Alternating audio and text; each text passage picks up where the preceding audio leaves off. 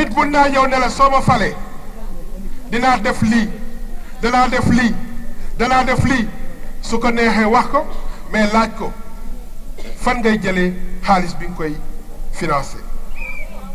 Nous, on a voulu régler cette équation pour que plus jamais personne ne nous demande fan ngeen di jëlee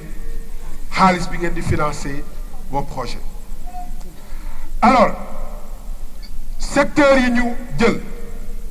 éducation formation professionnelle santé hygiène environnement ak action sociale jeunesse sport culture ak loisir transport assainissement ak éclairage public équipement industriel et commerciaux noonu la ñu tënkee secteurs yi nga xam ni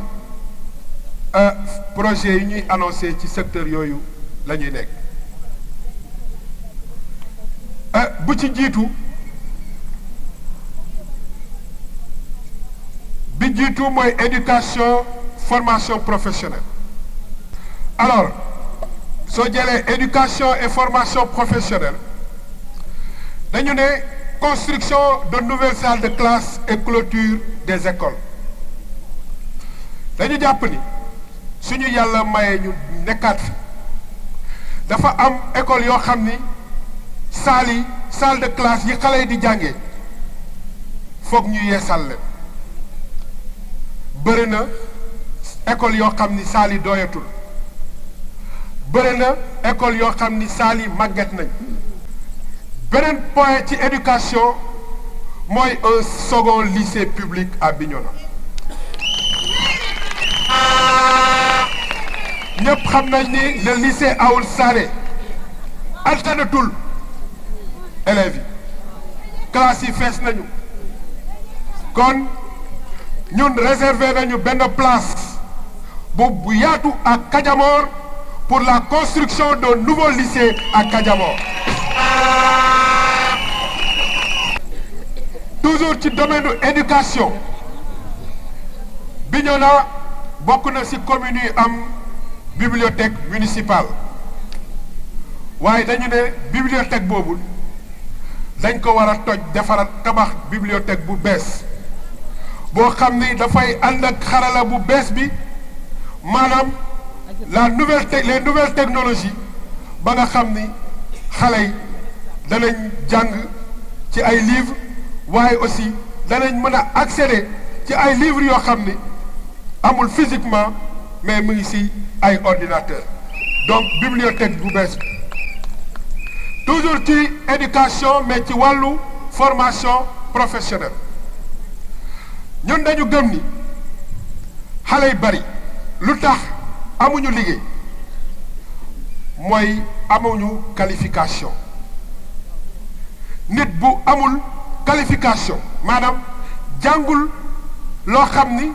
nit mën na ne kii de la mu jàng soxla naa ko xaaral ma recruter ko jël ko mu liggéey dafay jafe pour mu am liggéey te formation cher na cher waaye boo xam ni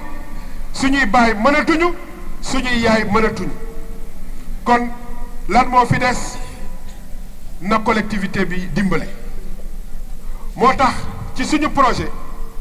ñu ne dañuy ubbi benn centre ñu tuddee ko SECAM SECAM c'est CECAM centre communal d'apprentissage des métiers ñun dañu seetlu ni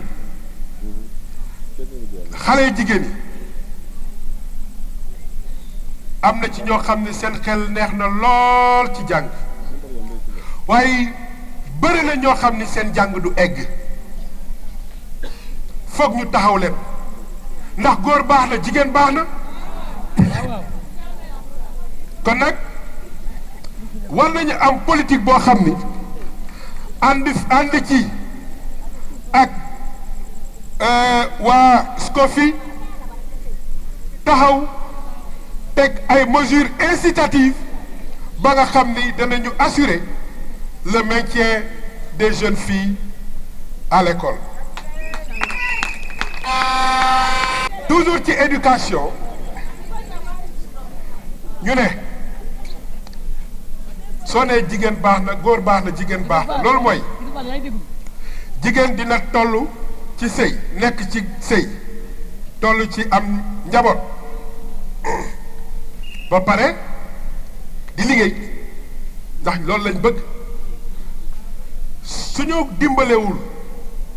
ci téyel ko njaboot bi su amul ku ko téyel njaboot bi liggéeyam yàqu moo tax ci suñu programme ñu ne Bignona quartier bu ne dinañ fa taxawal garderie d'enfants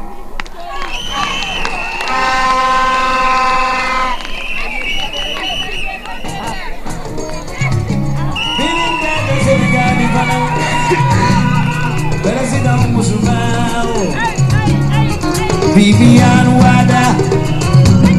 wala certificate na ayanga ambassadeur di Asagazie Omar Bala Kapomono wayo Asagaz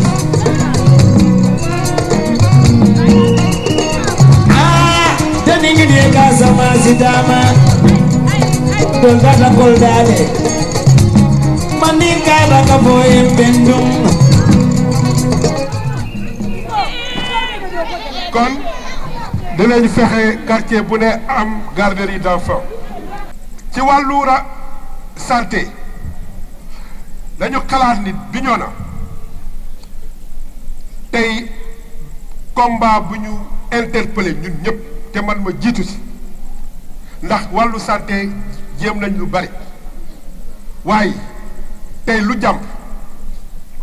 mooy centre de santé Bignona bi ñu def ko hôpital lu ñu desee ñun suñu fi yàlla bàyyi xeex ba tëdd ci suuf pour que Bignona am hôpital bu bees kuy ànd ak ñun ku bëgg désormais ñu accompagner la da ngay taxaw xam ne Bignona amul benn soxla bu ko ëppal am un hôpital digne de son nom à Bignona loolu mu ngi ci suñu xeex waaye ci diggante bi liñ ci am foog ñu renforcer ko centre de santé dañu wax ni il faut ñu defaraat bâtiment yi soo ñëwee bâtiment yépp màgget nañ surtout bâtiment central bi nga xam ni foofu la bureau médecin bi nekk bâtiment yi màgget nañu soo demee maternité bâtiment yi màgget nañu soo demee fu ñuy hospitaliser bâtiment yépp màgget nañu donc dina bokk ci suñu action yu jiitu ut financement bu doy defaraat les bâtiments du centre de santé de Bignona. ndax la may wax lu ci bari mooy ci document yi ñu leen di jox damay expliquer rek pour mu gën a yaatu pour que ñi mën a lire mën a comprendre li nekk ci biir. transport assainissement et éclairage public ci wàllu route Bignona suñu doolee fu mu toll woon mënuñu defaral suñu bopp ay tali loolu Wouroungaw Jakut Malegen waaye Bignona suñu doon jël budget commune bi yëpp ci at bi defuñu ci leneen lu dul defar tali mënuñu ci defar 2 kilomètres ndax tali dafa cher waaye yàlla dimbali nañu ñu am accès di waxtaan ak ñi nga xam ni ñoo yore wàllu woowu tey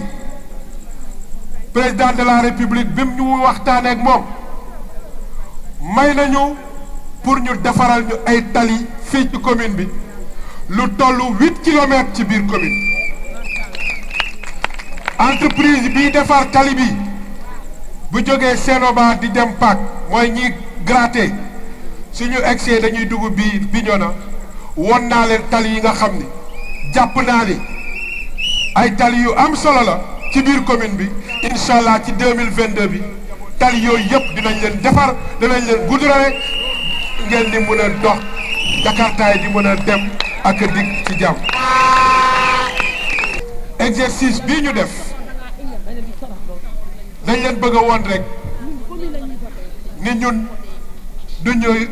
ay doomu Bignona yi ñëw rek ne ñu soo leen ñu fale lii la ñuy def ak lii ak lii ak lii déedéet